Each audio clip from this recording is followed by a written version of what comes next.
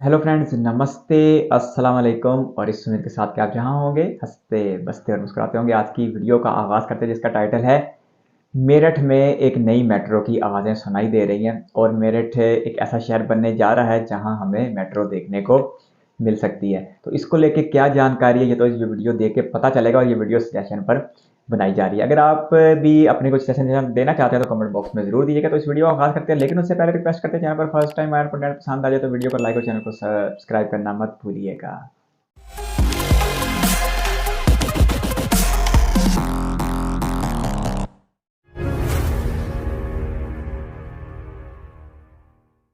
नमस्कार दोस्तों, मेरा नाम है Ashish Rathore. Indian rail dynamics channel में आपका स्वागत है। अगर आज आप मेरे चैनल पर नए आए हैं, कंटेंट पसंद आए तो सब्सक्राइब करना मत भूलिएगा। आप लोगों के लिए एक बहुत बड़ी खुशखबरी लेकर के आ गया हूं। अगर आप नमो भारत या फिर एनसीआरटीसी प्रोजेक्ट से जुड़े हुए हैं और आप इस इलाके में रहते हैं जहां पर ये नमो भारत ट्रेन ऑपरेट करने वाली है आगे भविष्य में, और अभी भी जहां पर कर रही है, तो आप लोगों के लिए एक बड़ी खबर है दोस्तों।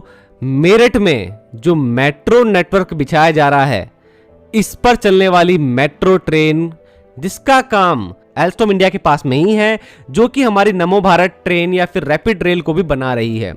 और ये प्रोजेक्ट के अंतर्गत पहली मेट्रो ट्रेन को आज सौंप दिया गया है एनसीआरटीसी को, और ये ट्रेन आप लोगों के सामने है। आप लोग देखिए क्या लुक है। और ये ट्रेन होगी जो कि जल्द ही दुहाई डिपो पहुंचने वाली है। आज इसका अनावरण हो चुका है, और मेरठ वालों के लिए खुशी की बात तो ये है, उनकी तो मेट्रो भी एरोडायनेमिक है। ओवरऑल एल्स्टॉम इंडिया ने काफी अच्छा काम किया है। आप लोगों को ये ट्रेन कैसी लगी जरूर से कमेंट सेक्शन में बताना। थोड़ी जानकारी और देना चाहूंगा। देखिए, बॉम्बार्डियर को ये प्रोजेक्ट दिया गया था हमारी नमो भारत ट्रेन बनाने का और ये मेट्रो ट्रेन बनाने का मेरठ के लिए, और उसके बाद बॉम्बार्डियर को एल्स्टॉम ने एक्वायर कर लिया। फिर उसके पास से ये प्रोजेक्ट एल्स्टॉम के पास ही चला गया ऑटोमेटिकली। तो गुजरात के सावली प्लांट में ये ट्रेन बनाई जा रही है, और उसके बाद फिर इस ट्रेन का लॉन्च भी आज जो हुआ है, एनसीआरटीसी को जो चाबी सौंपी गई है इस ट्रेन की, पहले ट्रेन सेट की, ये आज वहीं पर हुआ है। तो वहां से अब जल्द ही ये ट्रेन ट्रक्स के माध्यम से वाया रोड वैसे ही आ जाएगी दुहाई डिपो तक, जैसे हमारी नमो भारत ट्रेन को लाया गया था। तो आज ये सब कुछ हुआ दोस्तों। आप लोगों का मैं पूरी तरीके से साफ कर देना चाहता हूं, जिन जिन लोगों को नहीं पता है। 4 राज्यों के द्वारा बनाई गई एक कंपनी एनसीआरटीसी, जो कि आरआरटीएस नेटवर्क को दिल्ली एनसीआर में बिछा रही है। इस नेटवर्क के पहले फेज में दिल्ली गाजियाबाद मेरठ 82 किलोमीटर का जो सेक्शन है, इस सेक्शन में 17 किलोमीटर का प्रायोरिटी सेक्शन साहिबाबाद से दुहाई तक खुल चुका है। आगे 25 किलोमीटर के सेक्शन में अभी ट्रायल चल रहे हैं, वो भी खुलने वाला है। वो सेक्शन जो दुहाई के बाद शुरू होता है मुरादनगर, उसके बाद मोदीनगर साउथ, मोदीनगर नॉर्थ और मेरठ साउथ तक ही जाएगा। अब मेरठ साउथ के जब हम आगे चलते हैं तो 23 किलोमीटर का पूरा जो आरआरटीएस का नेटवर्क है, जो हमारा मोदीपुरम तक जाएगा मेरठ में, इसका पूरा जो जाल बिछाया जा रहा है, इसी इंफ्रास्ट्रक्चर के ऊपर हमारी नमो भारत ट्रेन तो चलेगी ही, जो कि 6 कोच की होती है। यहां पर इसी इंफ्रास्ट्रक्चर का यूज करेगी मेरठ मेट्रो भी। जी हां दोस्तों, इसलिए एनसीआरटीसी को मेरठ मेट्रो की चाबियां सौंप दी गई हैं एल्स्टॉम इंडिया के द्वारा। आई होप आप लोगों को क्लियर हो गया होगा। अब देखिए, इसको कहेंगे एमआरटीएस।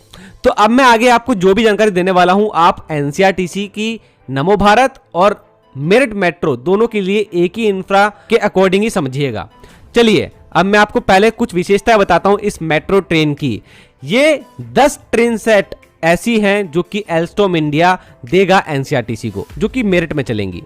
15 साल तक इसकी मेंटेनेंस भी एल्स्टॉम इंडिया ही करेगी। मैक्सिमम स्पीड इसकी 120 kmph है, क्योंकि ये मेट्रो ट्रेन है और नॉर्मल मेट्रो ट्रेन की तरह ही ऑपरेट होगी। इसके अंदर 3 कोचेस होंगे बजाय 6 कोचेस के, जो कि हमारी नमो भारत ट्रेन में होते हैं। 700 प्लस लोग बैठ सकते हैं, ट्रैवल कर सकते हैं इस एक ट्रेन सेट के अंदर। चलिए, मेरठ के अंदर आरआरटीएस नेटवर्क को समझ लेते हैं। 23 किलोमीटर का ये सेक्शन, जो कि मेरठ साउथ से शुरू होकर के मोदीपुरम तक जाएगा। 18 किलोमीटर का सेक्शन एलिवेटेड रहने वाला है। 5 किलोमीटर का अंडरग्राउंड रहने वाला है, जिसके लिए जो टनल बनाई जा रही थी उसका काम भी टनलिंग का कंप्लीट हो चुका है। इसके अंदर 13 स्टेशन होंगे। 13 स्टेशन जो मैं बता रहा हूं मेट्रो के बता रहा हूं। इसके अंदर 9 स्टेशन एलिवेटेड होंगे, 3 स्टेशन अंडरग्राउंड होंगे, 1 स्टेशन ग्राउंड लेवल पर होगा। चलिए, एनसीआरटीसी द्वारा बनाए जा रहे मेरठ मेट्रो के स्टेशन जान लेते हैं। सबसे पहले आपको बता देता हूं कौन से स्टेशन एलिवेटेड होने वाले हैं। देखिए, मेरठ साउथ एलिवेटेड होगा, प्रतापपुर एलिवेटेड, रिठानी एलिवेटेड, शताब्दी नगर एलिवेटेड, ब्रह्मपुरी भी एलिवेटेड होगा। मेरठ सेंट्रल, यहां से ट्रेन अंडरग्राउंड हो जाएगी। भोसाली यहाँ से भी अंडरग्राउंड रहेगी, बेगमपुल में भी अंडरग्राउंड रहेगी। फिर MES कॉलोनी एलिवेटेड, दौड़ली elevated, Meerut north elevated, Modipuram भी एलिवेटेड रहने वाला है और मोदीपुरम डिपो हमारा ग्राउंड लेवल पर रहेगा। देखिए ग्राउंड लेवल पर जो टनल का काम था वो तो हो गया है। एलिवेटेड का क्या हाल है बता देता हूं। 12 किलोमीटर का वायडक्ट का काम पूरा हो चुका है एलिवेटेड कॉरिडोर में। इसके अंदर जो काम बचा है उसके लिए 10 गैंट्री लगातार दिन रात यहां पर गर्डर लॉन्चिंग का काम कर रही है और बहुत जल्दी 18 किलोमीटर के एलिवेटेड कॉरिडोर का काम भी कर लिया जाएगा। और जहां जहां पे कॉरिडोर पूरा हो रहा है वहां पे ट्रैक बिछाने से रिलेटेड और ETCS लेवल 2 के यहां पर नए सिग्नलिंग सिस्टम को इंस्टॉल करने का काम भी तेजी से चल रहा है। और इस प्रोजेक्ट की डेडलाइन जून 2025 है और सभी ऑफिशियल्स का मानना है कि इससे पहले वो इस काम को जरूर कंप्लीट कर लेंगे और बहुत जल्द आप लोगों को 2024 में इस प्रोजेक्ट के अंदर बहुत से बड़े बड़े नए काम होते हुए दिखेंगे। और उसके बाद 2025 में तो आप लोगों के सामने होगा पूरा प्रोजेक्ट जिसमें मेरठ मेट्रो भी चलेगी और हमारा नमो भारत ट्रेन का जो काम है दिल्ली से सीधा मोदीपुरम तक का वो भी कंप्लीट हो जाएगा और एक बहुत ही अच्छी सर्विस जो कि मेरठ से सीधा दिल्ली के बीच में शुरू हो जाएगी।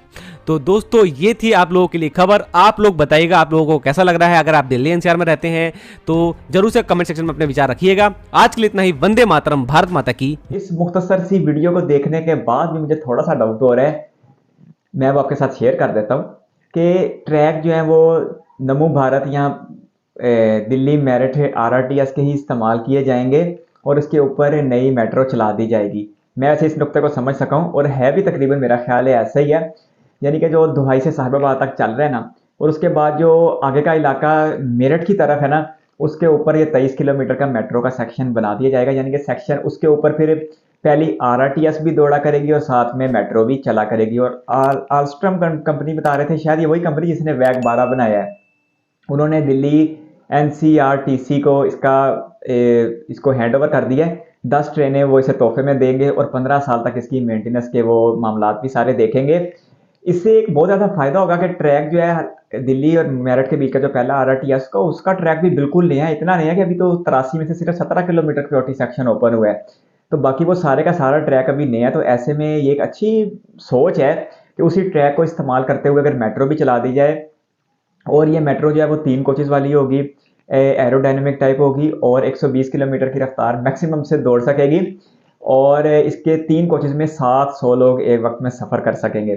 तो इससे मेरठ जैसे शहर में भी मेट्रो का एक नया दौर शुरू होगा और ये स्कीम अच्छी लड़ाई है। जिसने भी लड़ाई है 2 in 1 पैकेज जिसने भी बनाया है अच्छा है, क्योंकि RRTS की फ्रीक्वेंसी इतनी ज़्यादा तो नहीं होनी ना कि वो हर 2, 4, 5 मिनट बाद आ रही है, 10 मिनट बाद आ रही है, जिससे मेट्रो को चलने में दुश्वारी हो, क्योंकि वो तो फिर 80-83 किलोमीटर का फासला तय करेगी। तो उसकी फ्रीक्वेंसी मुमकिन है कि आधे घंटे में या कोई 25-30-40 मिनट के आसपास रहे। तो फिर जो बीच के टाइम है उसे अगर मेट्रो इस्तेमाल कर ली जाए उस वक्त पे तो ये बहुत ही अच्छी बात है। और फिर जो एक बहुत बड़ा बजट मेट्रो पे सर्फ होता है उसकी बचत हो जाएगी।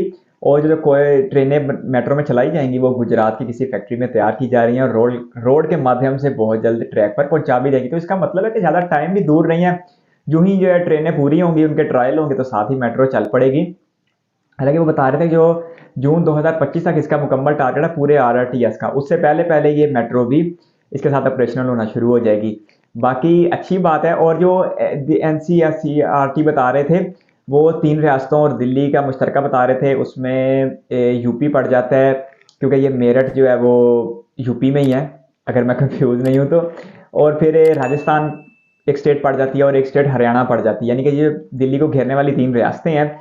इन रियासतों में भी इसी मेरठ की तरफ के पहले RRTS चलाए जाने का इम्कान है। तो RRTS भी अपनी जगह एक शानदार प्रोजेक्ट है जिसका POT सेक्शन पिछले साल मार्च में शुरू किया गया था 17 किलोमीटर का, जबकि कुल ये 83 किलोमीटर का कुल प्रोजेक्ट है जो 30,000 करोड़ रुपए की रकम से बनाया जा रहा है। और दिल्ली से मेरठ जो एक बड़ा रश वाला इलाका है और इसके ऊपर लोगों का बड़ा वक्त आया होता है, वो लोग अब इससे अच्छा खासा फायदा उठाएंगे और सिर्फ 55 मिनट में दिल्ली में बैठा हुआ शख्स मेरठ पहुंच सकता है और मेरठ में बैठा हुआ शख्स दिल्ली आ सकता है। तो ऐसे में दिल्ली NCR में इकानमी को अच्छा खासा बूस्ट मिलेगा। जहाँ जहाँ से ये ट्रैक गुजरेगा वहाँ वहाँ रोजगार और अपॉर्चुनिटीज़ के नए नए मामला सामने लाएगा। प्रॉपर्टी की कीमतें बढ़ेंगी और सबसे बढ़ के जो फ़ज़ाई आलूदगी है, क्योंकि दिल्ली और लाहौर ये 2 ऐसे शहर हैं जो इसके स्मॉग के मौसम में दुनिया के आलूदा तरीन शहर शुमार की जाते हैं। कभी लाहौर का पहला नंबर होता है तो कभी दिल्ली का पहला नंबर होता है। तो ऐसे में जो दिल्ली से मेरठ के बीच रोजाना की लाखों की ट्रैफिक है, हालांकि इस रोड के ऊपर एक एक्सप्रेस वे भी है, उसके बावजूद यहाँ पर ट्रैफिक किसी अफरादी जो है नकलो हमल किसी तौर भी कम होने का नाम नहीं ले रही। लेकिन ये एक अच्छी बात है कि आरआरटीएस को इस्तेमाल करते हुए जो बीच में मेट्रो भी एडजस्ट कर दी जाएगी। तो लगता है ऐसे ही कि अगर आइंदा आरआरटीएस बने तो वहां पर भी इस तरह की स्कीमें बनाकर, अगर ये कामयाब हुआ तो इस तरह की स्कीमें बनाकर फिर मेट्रो भी चला दी जाएगी। बाकी मेरठ की मेट्रो देख के अच्छा लगा, जो कि बहुत ही जल्द हकीकत का रूप धार जाएगी। और उसकी पहली ट्रेन थी, एरोडायनेमिक टाइप थी, जदीद थी, लेकिन रफ्तार मेट्रो के हिसाब से ठीक ही थी, 120 किलोमीटर, क्योंकि मेट्रो छोटे छोटे दुरानियों में रुकने वाली ट्रेनें होती हैं। बाकी वीडियो देख के अच्छा लगा। अगर आप एक रेल फैन है तो इस चैनल को सब्सक्राइब कर लें। इस चैनल के ऊपर एक लंबा कंटेंट मौजूद है इंडियन रेलवे को लेकर, आने वाले दिनों में भी आता रहेगा। आप अपनी सजेशन का सिलसिला जारी रखिएगा, हम बहुत जल्दी समय के साथ मिलें। जब हम अगली बार मिलें आप इसी तरह हंसते बसते मुस्कुराते अपना बहुत सारा ख्याल रखिएगा। और इस वीडियो को कीमती वक्त देने के लिए आपका बहुत बहुत शुक्रिया।